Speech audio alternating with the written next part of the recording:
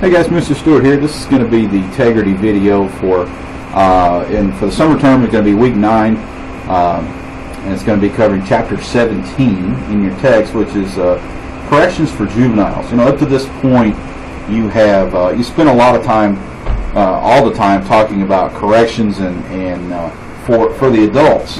And even though there are some parallels with the juvenile justice system, corrections for juveniles really has a completely different focus than corrections for the adults. You know, the adults is focused on security and punishment, with a little bit of rehabilitation and treatment thrown in, which is historically kind of what we've seen. Whereas the juvenile system is really set up more for treatment and rehabilitation. We see kids serve much shorter sentences than adults, even for engaging in the same behavior. So again, it's about getting to the root cause of the behavior and addressing that and trying to correct that behavior so that we don't have to incarcerate them as an adult. So for the next few minutes here, I'm going to be hitting some of the high points in this chapter in regard to juvenile corrections. And also, I think this week you also have to read chapter 18. Make sure you do that, because that talks about incarceration trends. It's going to maybe enlighten you as to kind of where we are in corrections today. But I'm going to spend this particular instructional module really talking about juvenile corrections here. So what are our learning objectives? We're going to understand the nature and the extent of youth crime today. We're going to look at the history and development of juvenile corrections in the U.S. We're going to look at the rationale for dealing differently with juvenile offenders and adult offenders. And we're going to know how serious juvenile delinquency differs from most delinquency and what this implies for the juvenile justice system. We're going to look at the ways that juvenile offenders are sanctioned. Notice we don't say punished here, because there's a difference. We don't focus on punishment for juveniles. We sanction them while also giving them treatment and rehabilitation. We're going to look at the special issues that youth gangs pose, and we're going to look at the future of juvenile corrections. So I may not get to every single part of that, but we're going to get to most of that here in this video. So let's talk about first the nature and the extent of youth crime today. Here's some statistics here on your slide. You can read those. I don't need to read those to you, but one of the things I will call your attention to is that juvenile crime is now its lowest since 1980. And that tells me that probably what we're doing in regard to juvenile crime prevention is now actually having an effect, and we're seeing kind of the product of our efforts. However, I will say that even though we're at some of the lowest rates of juvenile crime, we are seeing that that many of the juvenile crimes that are prevalent today are more violent than they ever have been in the past. So even though the crime itself is down, the seriousness of that crime may even be increasing. So let's look briefly here at the history and development of juvenile corrections. And if you've taken juvenile delinquency in the past, or you've taken the Intro to Criminal Justice course in the past, then you're going to see that due to the Industrial Revolution and the movement out of the country and into the cities by parents and families, caused parents to really be absent from many kids' lives. And so kids were left up to their own devices, and when you leave kids up to their own devices, they will get into trouble. And so understand that in the late 1700s and early 1800s, with the advent of the Industrial Revolution, we saw a huge increase in juvenile offending here in the United States. Now, that doesn't mean that was the very first instance of juvenile offending. Of course not. It's just that historically they had not made a differentiation between adult offending and juvenile offending prior to about the first quarter of the 19th century, which is starting around 1824, 1825. Prior to that point, if a kid got caught doing something, they were punished very similarly to the same way that an adult would be punished. We didn't really look at rehabilitation or treatment. Nobody was really thinking about that. You did something wrong, you do the crime, you do the time type of mentality. And that's really what I would consider to be this Puritan period of juvenile justice. But starting about 1824, there was a group of concerned citizens, if you will, that decided that they need to do something about juvenile offending, and they begin to view the children as helpless, that they needed to provide them some guidance and some help. Now, there is a bit of a controversy as to whether the Child Savers movement was actually based on the desire of those wealthy people to help the children, or the desire of the healthy people to protect their own stuff.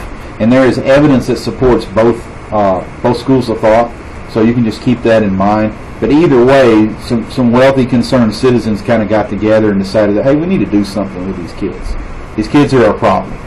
And so from 1824 until about 1899, what we did is we institutionalized deviant juveniles now into something that we call the houses of refuge. And in the beginning, they were very much just like normal, ordinary houses. However, they misinterpreted the extent and nature of the juvenile offending problem, and it didn't take too long before all these houses were overcrowded, and they began to build, we may have called them orphanages or reform schools, if you will. Houses of refuge was kind of the typical, usual name, but they were really institutions for juveniles, and the conditions weren't very good. Not too long past 1824. So for about 74 years, what we had was we institutionalized any juvenile deviant. We put them in a home, if you will. And again, there was a lot of offending even within the home. There was sexual assault, juvenile on juvenile, staff on juvenile. There was physical altercations. There was almost slave labor. They weren't fed very good. They were worked really hard, and they weren't really educated like they wanted to be, simply because we had too many kids to deal with using that system of dealing with them. So by 1899, the state of Illinois and Chicago had enough of it. They said, we got to do something different. So they established the very first juvenile court in 1899. And what it did is that it institutionalized the legal irresponsibility of the child. It said, look, they're kids. They foul up. Let's fix them so that they don't foul up as adults. And that was one of the whole main points of this juvenile court, was let's get to the root cause of the problem. It was about reforming them, rehabilitating them, kind of in response to this huge increase in industrialization and urbanization that we saw. That era lasted until about 1960. In about 1960, we saw increased legalization of juvenile laws. There was a movement to define and protect the rights as well as provide services to children. And for about 20 years, we really did a good job of protecting the rights of juveniles. But it's been since about 1980 until, and your book says to the present, really I think the crime control era has probably ended for the most part. I think we're getting back to a juvenile rights or a restorative justice type of era at this point. But from about 1980 until just in the last few years, the system really became more formal, more restrictive, more punishment-based instead of treatment and rehabilitation-based. Many more police contacts and prosecutions of juveniles. And many people believe that this has been the cause for the lowering of crime rates, that juveniles are engaged in crimes. But if you look at it, is lowering the crime rates enough when now that we see many of the crimes that juveniles are engaging in are more violent?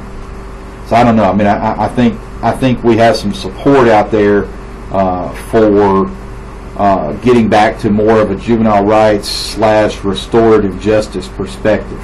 So, and you guys can read all about that in your text as well. So this slide just gives you some definitions of some terms. Make sure you read over what a delinquent is, what it means to be dependent or neglected. This slide talks about some of the major court cases in regard to juvenile offending. You need to make sure and read over those. Some of those are pretty important, such as Kent, N. Ray Galt, N. Ray Winship, McKeever, and Breed, all very, very important cases, and so is Roper. All of those are really kind of what we call the flagship cases that really make the juvenile system what it is today. Learn Objective 3 says understand the rationale for dealing differently with juvenile offenders and adult offenders. The fact is that juveniles are kids. Their brains aren't fully developed. Therefore, they're going to make mistakes. They're going to foul up, and because they do so, maybe they should not be punished as severely as adults. Maybe we can fix them, whereas we can't necessarily fix adults. But the juvenile brain is still malleable. It's still formable. It's still changeable, if you will. So we can have some sort of a positive effect on juveniles by engaging in treatment and rehabilitation, which many people don't believe that we can with adults. That, you can't teach that old dog new tricks, so to speak. Family plays a huge role in juveniles. Basically, how big of a support unit does that juvenile offender have? Are the family involved in their life, etc., etc. And understand that you have to understand the mindset of juvenile offenders. In fact, they're not taking responsibility for themselves. They're going out there, they're getting that immediate gratification with whatever they need or whatever they perceive to be a need for them, and then not really thinking about the consequences until they get caught. Whereas adults have the ability to know what the consequences for something is before they engage in it. For the most part, we don't really afford that right to juveniles. We think that maybe they're too impulsive or they're too quick to act, and so therefore we should be able to treat and rehabilitate them. Learning Objective 4 says know how serious juvenile delinquency differs from most delinquency. The greatest majority of delinquency is not serious delinquency. It's status offenses or very minor criminal offenses. However, and this slide gives you an idea what status offenses are. You can read about that in your text. And this is where we usually consider the age appropriateness of behaviors when deciding on the consequences. We look at their age, we look at what they did, and said, okay, for a 12-year-old, we don't need to put them in juvenile detention for 6 weeks. For a 12-year-old, maybe we just need to put some guidelines on them and get them in to see some people and some people that can help them. But if you're 17, maybe putting you in juvenile detention is what's going to be necessary to get your attention. So it's about age appropriateness in regard to status offenses. But when we start looking at juveniles who are more serious offenders, we typically look at the fact that they began to offend earlier than the status offenders, and they have begun to get more serious in their offending. They have a lot of times they have persistent behavioral problems during elementary school years. Their onset of delinquency, aggression, or drug use starts between 6 and 11, which is really young. Many times they have antisocial parents or peers. They have poor school performance. They're very impulsive, and they don't have any strong social ties to speak of.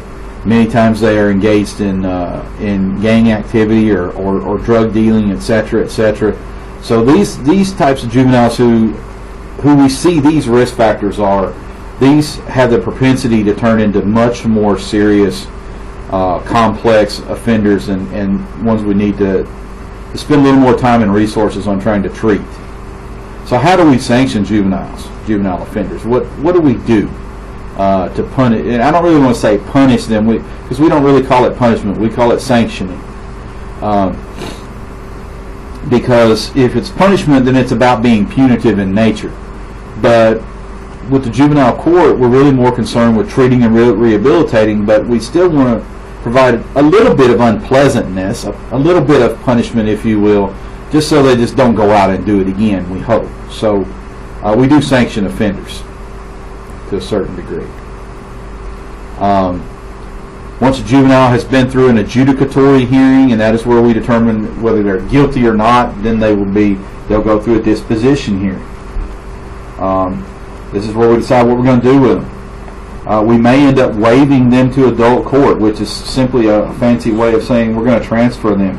Juvenile court cannot help you. There's no services or help that the juvenile court can give you that we think will have any effect on your behavior. So therefore, we're going to just give you over to the adult court and let them focus on punishing you. That's why the more serious the offense is, the greater likelihood it is for the offender to be charged in adult court than juvenile court. Because the more serious the offense is, the more the juvenile court is likely to say, I don't think we can fix you. And if we can't fix you, you just need to be punished.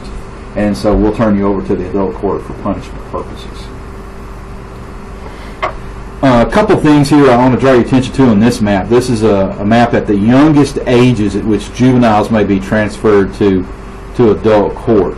And you'll notice that there's one state, Maine. I believe that is the only state that actually has no specific age. They could potentially turn any juvenile offender over to adult court if necessary. There's let's see, 4 states that are in pink that will put someone as little as 10 years old or older into the adult court. You see the light blue states, Colorado, Missouri, Montana, you need to be 12. The brown states, you got to be 13. The yellow states, 14. Green states, 15, and then the blue states. There's only a couple, 3 or 4 of those at 16. So it just varies depending upon where you are, what state you're in, is how they've decided to handle juvenile offenders. But it's really interesting to me that Kansas, Wisconsin, Indiana, and Vermont will put a 10-year-old in adult court.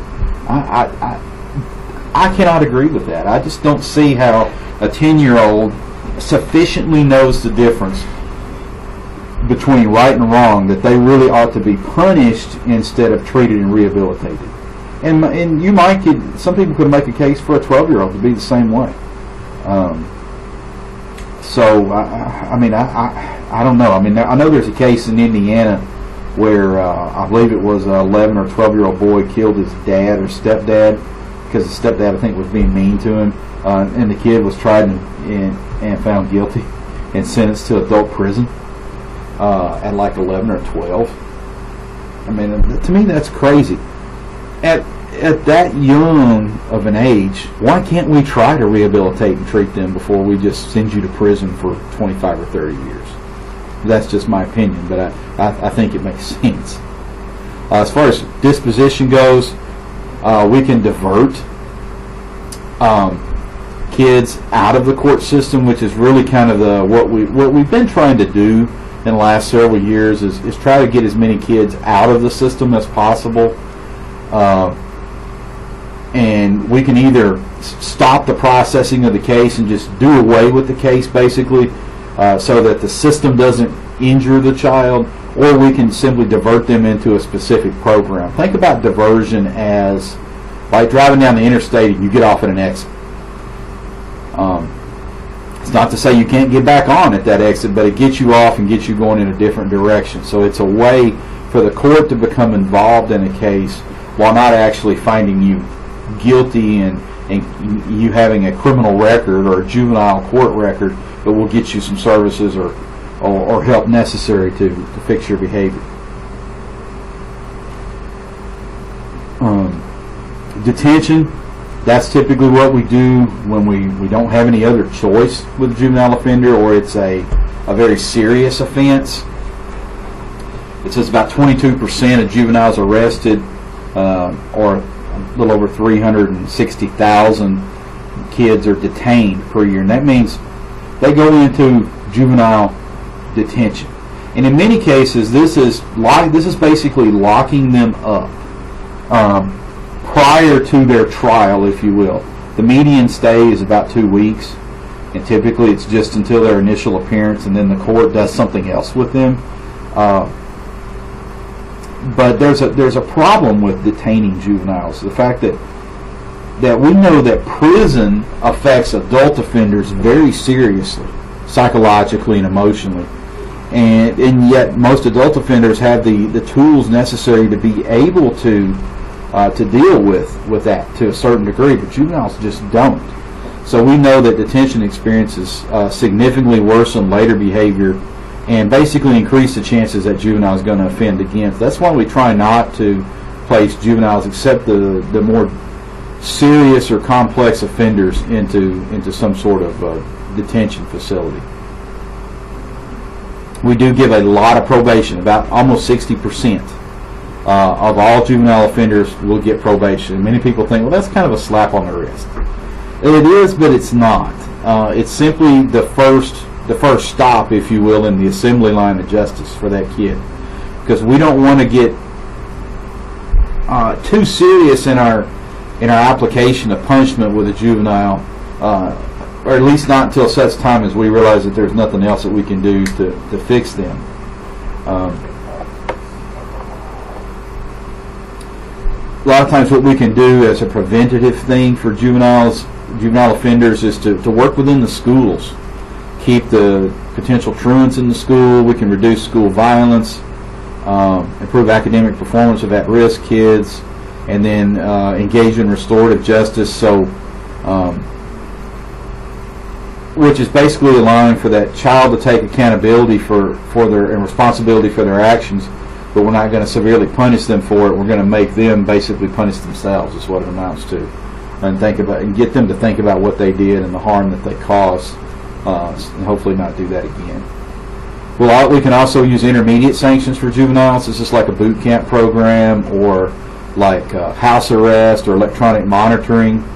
We can use community corrections for juvenile offenders. And this is where we leave them in the community, but maybe they live in a halfway house, or they have a day reporting center that they have to go to every day for their school work, and they get some intensive classes on how to positively interact with others. And if they do become institutionalized, it's often a very short stay, 6 months to a year or less. Some of the advantages of community corrections are that, hey, it's cheaper.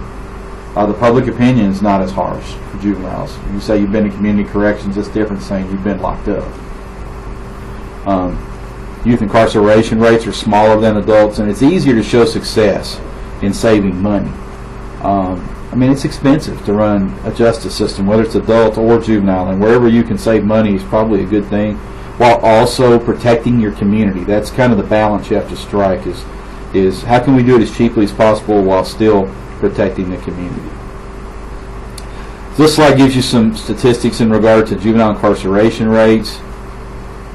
Highest incarceration rate is in Wyoming, because they don't have a real juvenile justice kind of policy or law. And in fact, there's a group out there called, or there's a film out on YouTube called Not My Child. No, maybe it's called Your Neighbor's Child is what it's called. I'd highly suggest you go to YouTube and watch that. It's about an hour and a half long, but it talks about Wyoming's juvenile justice system, or lack thereof, and the experiences of some of the kids who were put in that system. Some of them were locked up with adult offenders simply because they got caught smoking. So it's really interesting. Wyoming is the only state in the country that opted out of the National Juvenile Justice Initiative, and therefore they kind of do their own thing, and they've caught a lot of flack about it. Aftercare, we already talked about what aftercare is. This slide just gives you a little more information. You can read that in your text as well. Learning Objective 6 says understand the special problems that youth gangs pose. Gangs are interesting because they create the illusion to the juvenile that of family, of taking care, of protection, when in fact the gang just wants the juvenile as a member to be another worker bee, if you will. And what you'll have is, especially juveniles who are not getting what they need at home, are likely to join a gang membership because the gang has promised them something that the gang really can't deliver. If you look at these statistics, they're kind of staggering. There's almost 1 million gang members, youth gang members, throughout the country. 27,000 gangs operating in 3,350 local jurisdictions. since 2000. So just in the last 15 years, we've had a 40% increase in gang memberships. And gangs negatively impact the effectiveness of correctional officials. So no matter what you do in a juvenile detention facility or institution, if you have gangs operating within that institution, then the gang is going to be counterproductive to the rehabilitation that the institution is trying to do for those kids. Characteristics of kids who belong to gangs. If you look at age, you can look at versus. It's significantly for all gang members. It's about 60% male and about 40% 60% adult, about 40% juvenile. It's overwhelmingly a male-dominated activity. It's also pretty much dominated by African American and Hispanic ethnicities. You see that there's about 15% of all gang membership are white or Asian, but 85% of gang membership is either Hispanic or African American. So that's some pretty interesting statistics there. What's the future of juvenile corrections? You are seeing right now that the reform that we saw in the adult corrections industry is kind of being replayed in the juvenile justice arena now. There is kind of two battles going on in the juvenile justice system. One battle is that we need to send more kids to adult prison. They need to face the consequences for their actions. And then you have the other school of thought out there is we need to deinstitutionalize, because we know that institutionalization hurts these kids. So there's kind of a two-front battle being played out there right now in regard to juvenile justice, and I don't know which one's going to win, at this point. But I think you're going to see that during your career, you're either going to see it go predominantly one way or the other. We're either going to continue on this kind of crime control or law and order perspective, where we're going to lock as many up as possible, or we're going to get back to more of a restorative justice, human rights type of juvenile system, where we're going to deinstitutionalize and try to do more programs in the community for these kids. And that's all I got. Hopefully that helps you understand the juvenile correction system a little bit better. Make sure you read this text, and I'll see you next week. Bye-bye.